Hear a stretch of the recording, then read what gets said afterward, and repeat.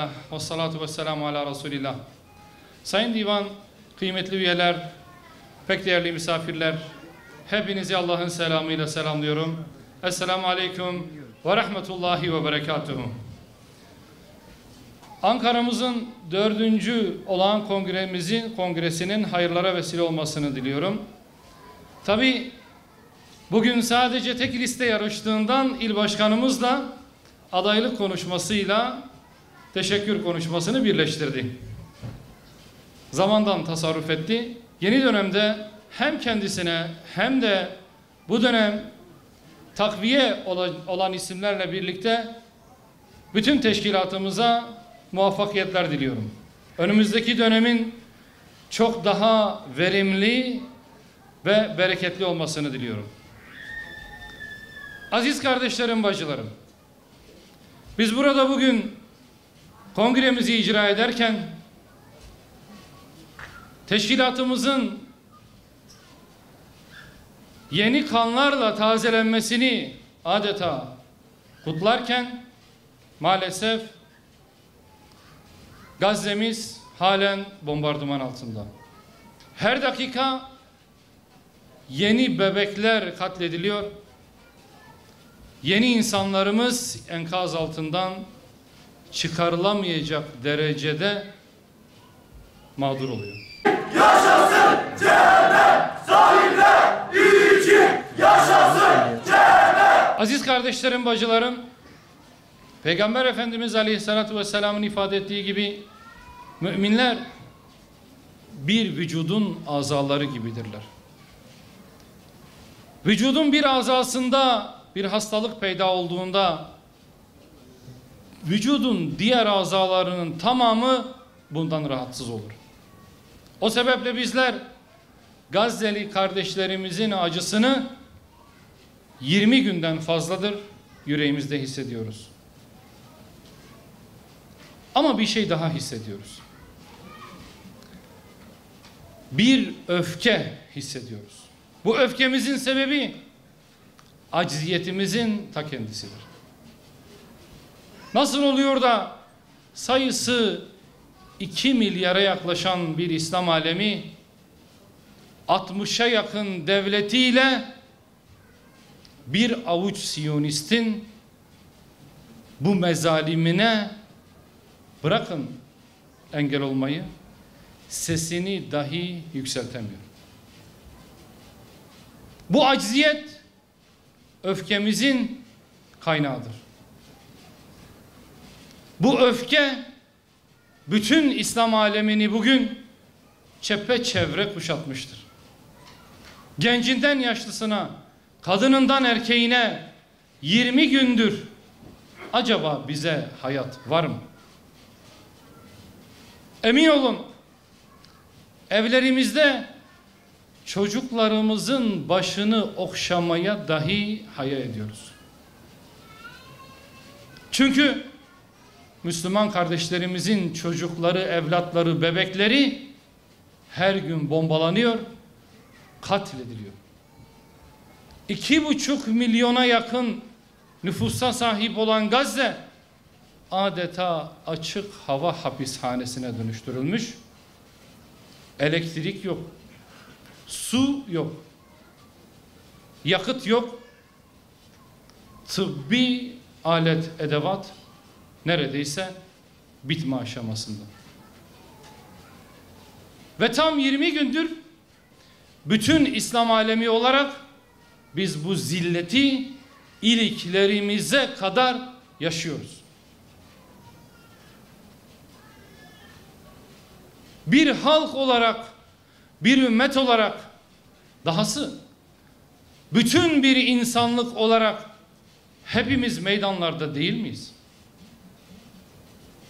Hepimiz sosyal medyada bu mezalimin bir an önce bitmesi için sesimizi yükseltmenin, sesimizi duyurmanın telaşında değil miyiz? Peki bir şey elde edebiliyor muyuz? Bu zulme dur dedirtebiliyor muyuz? Maalesef hayır. İşte bu zillet hali öfkemizin kaynağıdır. Peki bu öfkemizin neticesi olarak yöneticilerimizi, bizler adına idare edenleri harekete geçirmek için kullanabiliyor muyuz? Hükümet uyuma, Filistin'e sahip çık! Hükümet uyuma, Filistin'e sahip çık! Siyonistler bugün değil elbette. En az 75 yıldır bu zulmünü adım adım büyütüyor. İşgal alanlarını her geçen gün büyütüyor. Bugün zulmünün zirvesini yaşıyor adeta, zirvesini. Ben hatırlamıyorum. Bugün olduğu kadar Haçlı Siyonist ittifakı göğsünü gere gere Müslümanların katledilmesine seviniyoruz. Ben tarihte böyle bir manzara okumadım, hatırlamıyorum. ABD'nin Avrupa başkentlerinin liderleri tek tek Siyonistlere biatlarını tazelemek için Tel Aviv'e gittiler. Peki haklı olduğunu bile bile, mazlum olduğunu bile bile hangi İslam ülkesinin lideri ya da hangi önderimiz Gazze'ye gitmeye cesaret edebildi?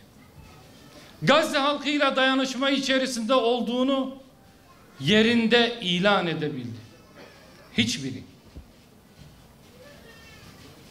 Peki bizler ümmet olarak bu zilleti hak ediyor muyuz?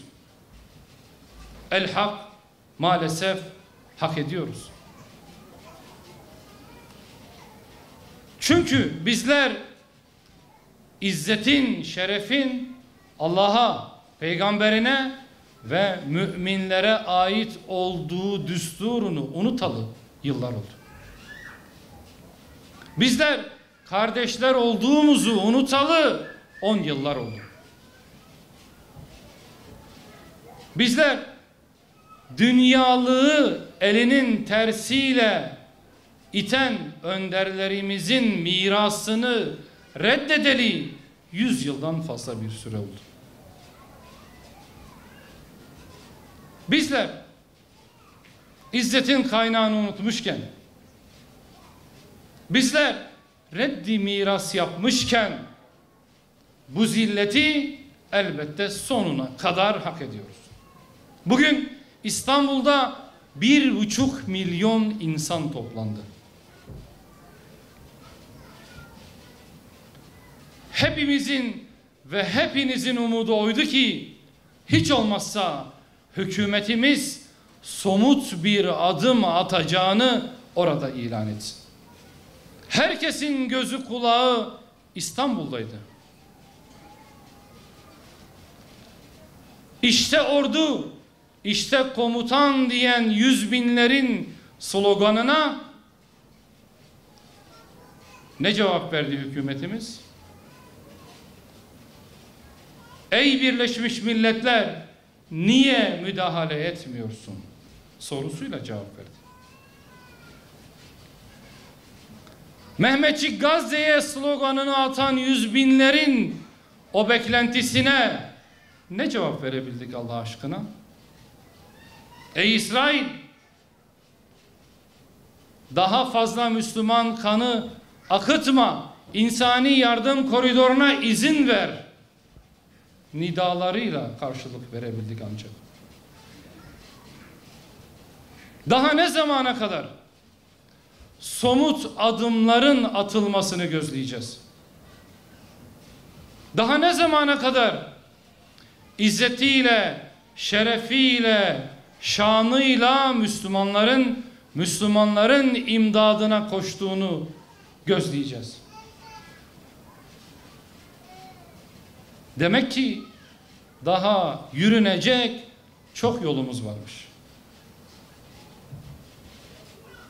Bugün bu zillet halini yaşıyorsak kusuru hiç kimsede aramayalım. Müslümanlara sahip çıkacak birilerini bekliyorsak, başka kapılardan ümit devşirmeye çalışmayalım. İçinizden her kim, bu ümmetin sahibi kimdir?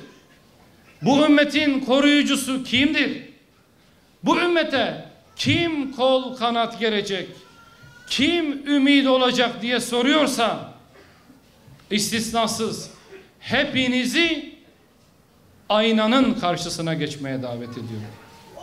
Aynanın karşısında gördüğünüz kişi ümmetin kurtarıcısının ta kendisidir. Aziz kardeşlerim, bacılarım, bakın, siyaset sahnesine çıkalı 10 yıl oldu.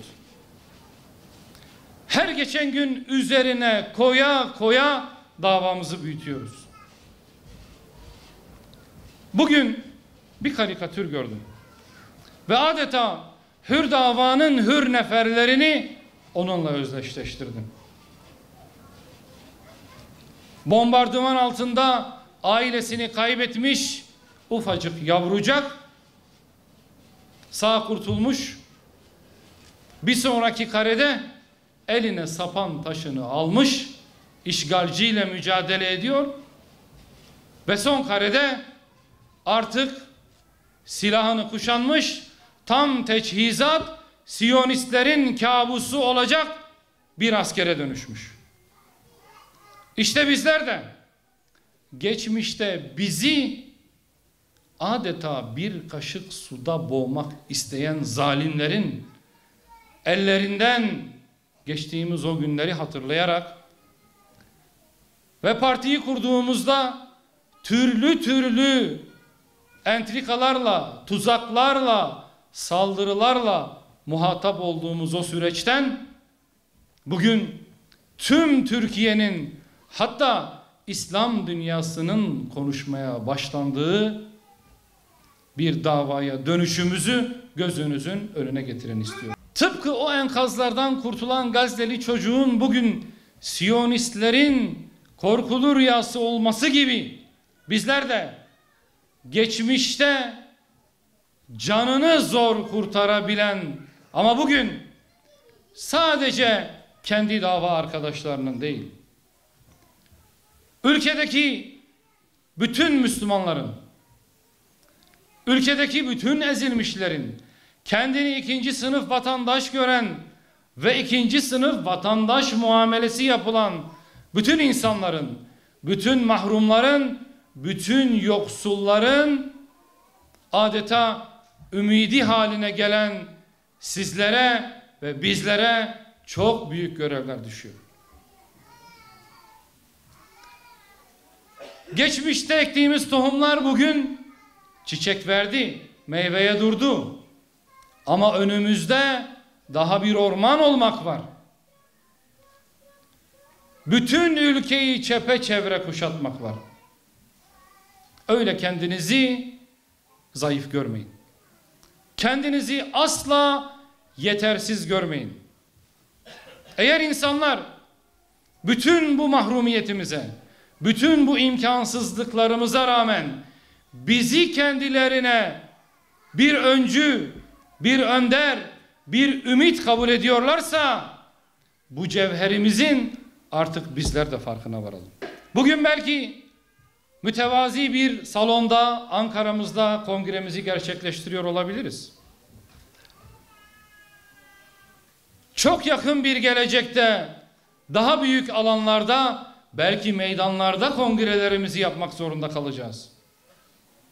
O günlere da bugünden hazırlık yapmamız gerekiyor. Ama biz öğretmeni zalimler olanlardan değiliz.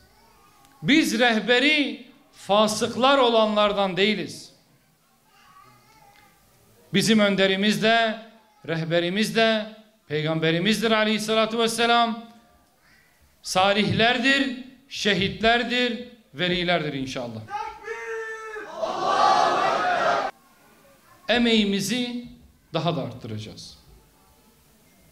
Mesaimizi daha fazla davamız için harcayacağız.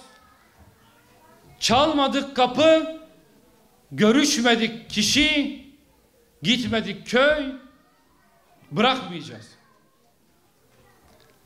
Emin olun, bizler ihlasla çalışırsak Allah birimizi 1000 ettiği gibi binimizi de milyon edecektir. Çünkü Allah samimiyetle çalışanın çabasını ve emeğini asla boşa düşürmez. Hele mümininkini asla düşürmez. Bizler adaletimizle, kardeşliğimizle, dayanışmamızla bütün bir milletin elinden tutacağız. Ve Allah'ın izniyle iktidar olacağımız, hükmedeceğimiz günleri de İnşallah bu salondakilerle hep birlikte göreceğiz. Bu vesileyle başta Gazze'li kardeşlerimiz olmak üzere yeryüzündeki bütün Müslümanların dili dini fark etmeksizin bütün mazlumların kurtuluşa ermesi duasıyla son olarak şu duayı da sizlerle beraber etmek istiyorum. Allah'ım bizi idare edenlerden gaflet içerisinde olanlara şuur ver. Şuurlu olup da korkak olanlara cesaret ver. Cesur olup da imkansızlıktan dolayı boğuşanlara da imkan ver, kudret ver ki bu zalimler bir daha zulmetmeye cesaret edemesinler. Hepinizi Allah'ın selamıyla selamlıyorum. Esselamu Aleyküm ve Rahmetullahi ve Berekatuhu.